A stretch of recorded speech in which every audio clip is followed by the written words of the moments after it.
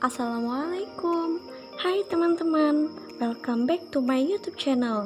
Jangan lupa like, comment, subscribe, and share video ini ya. Baiklah, di kesempatan kali ini saya akan membahas materi tentang aspek kependudukan.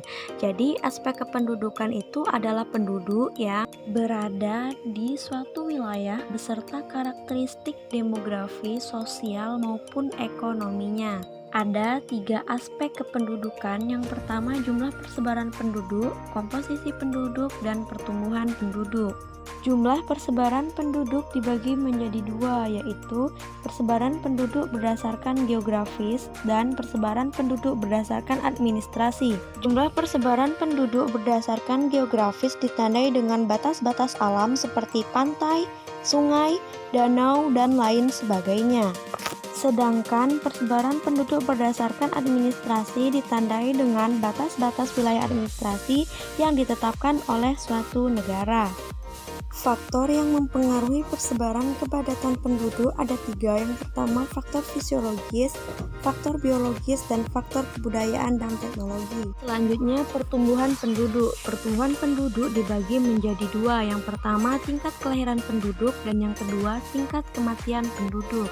Tingkat kelahiran penduduk dilihat dari banyaknya jumlah penduduk di suatu wilayah yang melahirkan bayi hidup. Sedangkan tingkat kematian penduduk di setiap wilayah saat ini dipengaruhi oleh wabah pandemi COVID-19 atau disebut dengan virus corona. Wabah ini pertama kali ada di Wuhan, Provinsi Hubei, Cina pada Desember 2019. Saat ini COVID-19 sudah menyebar ke berbagai negara, bahkan hampir sebagian dunia sudah dikuasai oleh wabah COVID ini. Persebaran COVID-19 ini terbesar ada di Amerika Serikat, bahkan di Indonesia kasus positif COVID-19 terus bertambah. COVID-19 ini menyerang bagian pernapasan ditandai dengan demam tinggi, batuk berdahak bahkan berdarah, sesak nafas, dan nyeri di dada. COVID-19 ini dapat tersebar melalui ketidaksengajaan menghirup percikan ludah yang keluar saat penderita COVID-19 bersin atau batuk, memegang mulut hidung tanpa mencuci tangan terlebih dulu setelah menyentuh benda yang terkena cipratan ludah si penderita COVID-19. Selanjutnya, kontak jarak dekat dengan penderita COVID-19 misalnya bersentuhan atau berjabat tangan.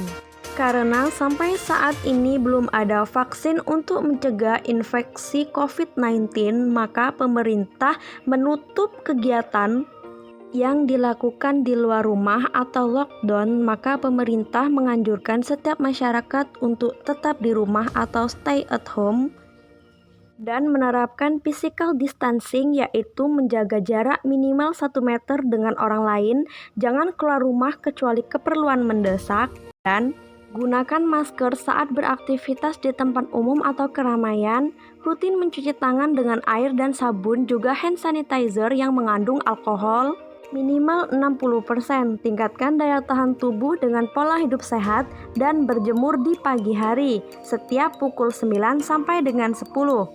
Jangan menyentuh mata, hidung, dan mulut sebelum mencuci tangan, dan hindari kontak langsung dengan penderita COVID-19.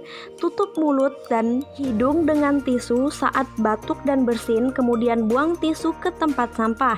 Hindari berdekatan dengan orang yang sakit demam, batuk, dan flu. Jaga kebersihan benda yang sering disentuh. Lakukan isolasi mandiri selama 14 hari dengan cara terpisah dari keluarga, keramaian untuk sementara waktu. Baiklah, terima kasih buat teman-teman yang sudah like, comment, subscribe, and share video ini. Semoga video ini dapat bermanfaat untuk kita semua. Sekian dari saya. Wassalamualaikum warahmatullahi wabarakatuh.